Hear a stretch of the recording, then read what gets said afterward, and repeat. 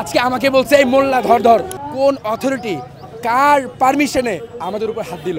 সেই জুলাইয়ের যে একটা ঝাল ছিল, সেই ঝাল কি তারা কি আজকে আমাদের উপর মিটালো কিনা?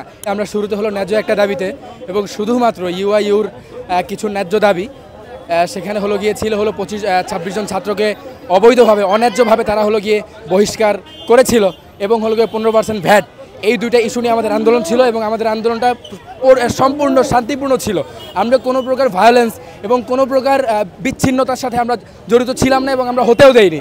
কিন্তু এক মুহূর্তে এমন হলো, ইউনাইটেড ইন্টারন্যাশনাল ইউনিভার্সিটি থেকে যারা অথরিটি, সেখান থেকে কিছু লোক আসলো, এবং প্রশাসনও তাদের ফোর্স নিয়ে তারা একদম সাজসজ্জা নিয়ে আসলো। তো আসার পরে হঠাৎ করে আমাদের উপরে আমাদের নাম ধরে ধরে, আমি হলো জুলাইয়ের একজন যোদ্ধা, আমি পাঞ্জাবি পরে টুপি নিয়ে দাড়ি নিয়ে পায়জামা নিয়ে আমি আন্দোলনে ছিলাম। তখন আমাকে কেউ জামাত শিবির বলে আমাকে কেউ দূরে সরায় দেয় নাই। কিন্তু আজকে পুলিশ সেই আন্দোলনের সময় যেভাবে জামাত শিবির বলে ধর ধর বলছে, আজকে আমাকে বলছে এই মোল্লা ধর ধর।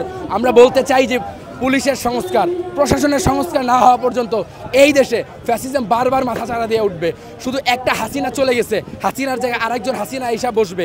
এই প্রশাসন যদি পরিবর্তন না হয়, হাসিনা বারবার এই দেশে আসবে। হাসিনার শুধু চেহারা পরিবর্তন হবে, কিন্তু সেই চেয়ারের যে ক্ষমতা, সেই ফ্যাসিবাদী কার্যক্রম, এটার কোনো পরিবর্তন হবে না। আইজিপি মহোদয় আমাদের সাথে কন্ট্যাক্ট করেছে, তিনি স্পষ্ট বলেছে যে আমাদের উপরে কোনো লাঠিচার্জ, কোনো হামলার, কোনো আক্রমণের কোনো অনুমতি তার দেওয়া ছিল না। তো আমরা এখন প্রশ্ন করতে চাই যে ভাটারা থানার কোন অথরিটি কার পারমিশনে আমাদের উপর হাত দিল? তাহলে আমরা কি বলবো যে ইন্ডিয়া থেকে, দিল্লি থেকে কি তারা কি প্রেসক্রাইব হয়ে কি আমাদের উপর আক্রমণ করেছে?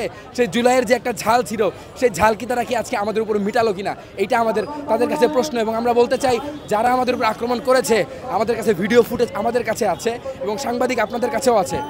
তাদেরকে ধরে ধরে তাদেরকে বহিষ্কার করতে হবে এবং আইনের আওতায় আনতে হবে।